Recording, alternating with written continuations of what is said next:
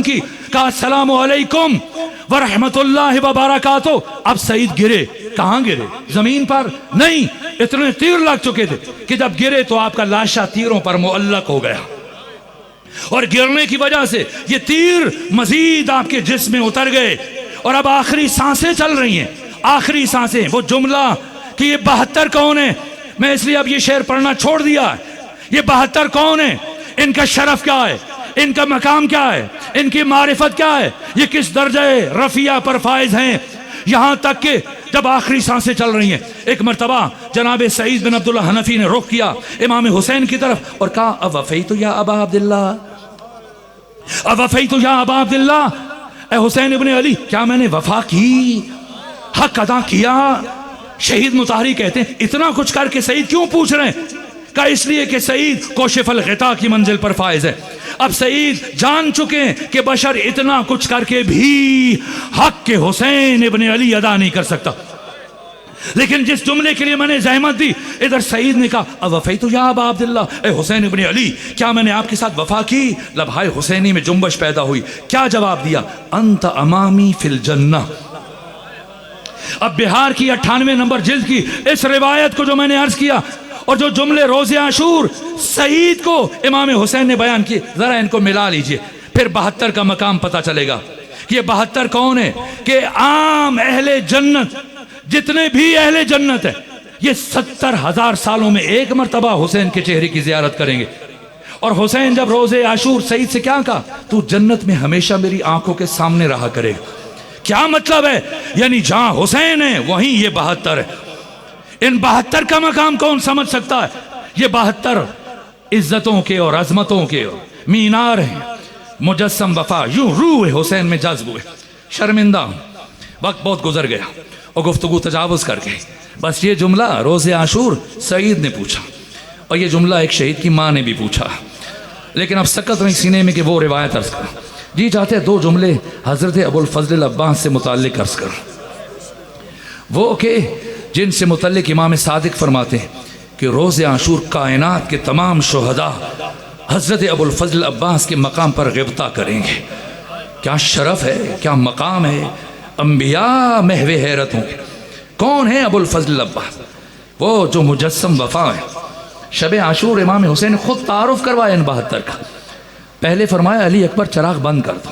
وقت نہیں کہ تفصیل بیان کروں, بس ایک جملے کے لیے زحمت دے رہا ہوں. جناب علی اکبر سے کہا کہ چراغ خیمے کو گل کر دو. کسی نے اٹھنا ہے تو تاریکی کا فائدہ اٹھائے, جا کے پڑھیے گا. عالم دین تشریف فرمائے, مقتل کی کتابیں اٹھائیے گا.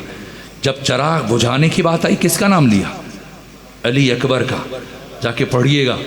جب چراغ جلانے کی بات آئی تو کس کا نام لیا؟ ابو الفضل العباس کا. کیا مطلب؟ کوئی بھی اٹھ کے جا سکتا ہے, میرا عباس نہیں جا سکتا. عباس مجسم وفا ہے. بہت درد ہے. جناب کی شہادت کیسی ہوئی میں اگے خمسہ مجالس میں حضرت کی شہادت بڑی تفصیل سے کوشش کروں گا ایک مجلس میں بیان کروں. لیکن آج حضرت کے 2 درد.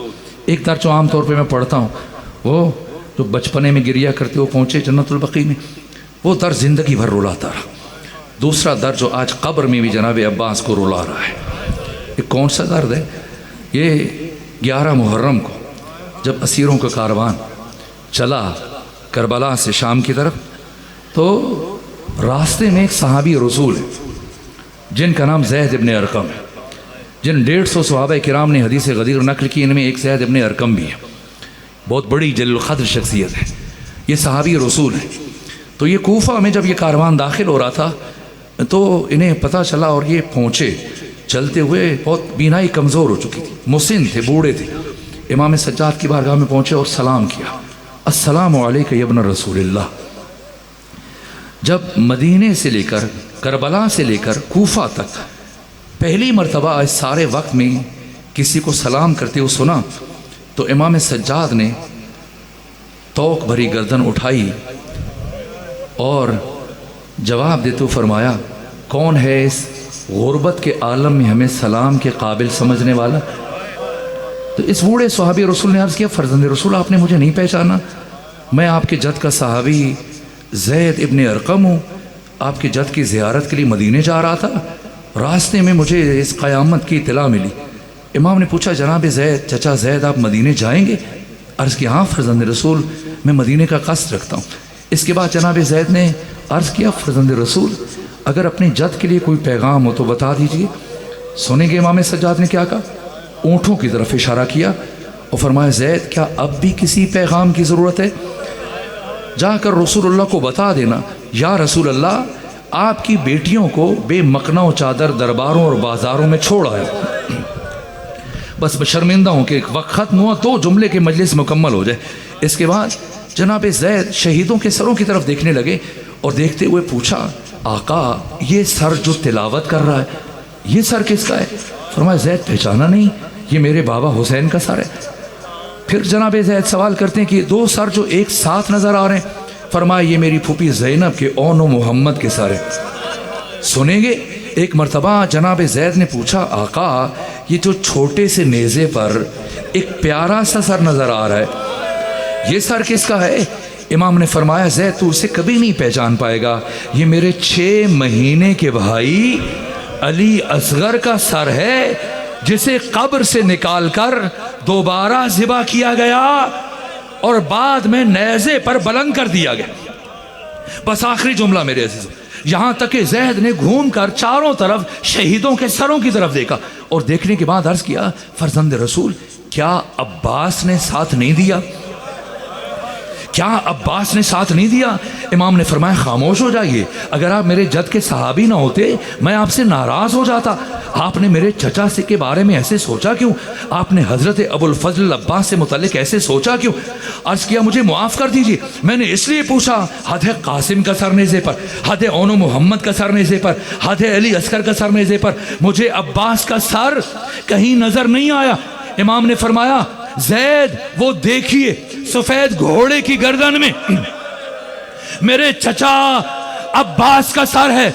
मेरे अजीजों मुश्किल जुमले नहीं पढ़ता, लेकिन बस एक जुमला अर्ज कर रहा हूं, सुनेंगे कैसे जनाब अब्बास के सर को घोड़े की गर्दन में आवेजा किया गया, जो मैंने मक्तल की किताबों में पढ़ा है। जनाब अब्बास के शहादत के बाद कितनी मर्तबा शहीद हुए उम्मुल बनीन के फर्जंद कि जनाब अब्बास को बाद शहादत जब सर तन से जुदा किया गया, अब एक कान से दूसरे कान तक सुराख किया गया, फिर रस्सी को गुजारा गया और रस्सी गुजारने के बाद उस सफेद घोड़े की गर्दन में लटकाया गया। अब जब ज़ैद ने पूछा क्या वजह है, सारे शहीदों के सर नेज़ों पे बुलंद, लेकिन आपके चचा अब्बास का सर घोड़े की गर्दन में, तो जनाब इमाम सज्जाद ने बताया, सुनो ऐ ज़ैद, मेरे चचा के सर को कई मर्तबा नेज़े पर बुलंद किया गया, लेकिन जब मेरे चचा ने नेज़े की बुलंदी से अली की बेटियों को, मोहम्मद की नवासियों को